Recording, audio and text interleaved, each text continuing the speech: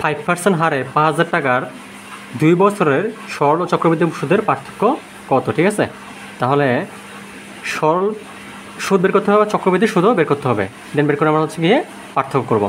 তার আমাদের সরল সুদের সূত্র হচ্ছে ইন্টারেস্ট সমান সমান PNR। ঠিক আছে, তাহলে আমাদের কত টাকা? 5,000 টাকা। কত? 5,000 গুণ হচ্ছে কত? N হচ্ছে 2 বছরের জন্য, আর হচ্ছে 5 ভাগ কত? 100, 0 বাদ। ঠিক আছে, তাহলে আমার আসতেছে কত? 50 গুণ 2 দুগুণে 100, 100 গুণ 5 হচ্ছে 500। ঠিক আছে, ইন্টারেস্ট হচ্ছে আমাদের কত টাকা? 500 টাকা 2 বছরের জন্য। এটা আমরা আরেকভাবে করতে পারতাম, সেটা হচ্ছে 5,000 গুণ হচ্ছে কত? 5 ভাগ কত? 100।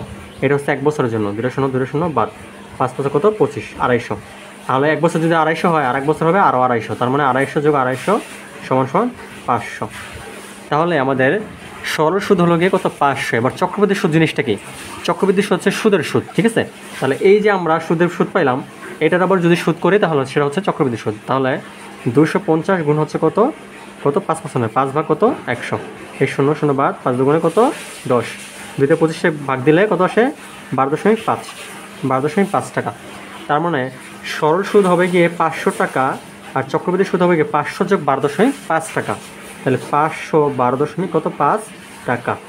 তারা অতিরিক্ত থাকতেছে কত? আমাদের অতিরিক্ত থাকতেছে 12.5 টাকা।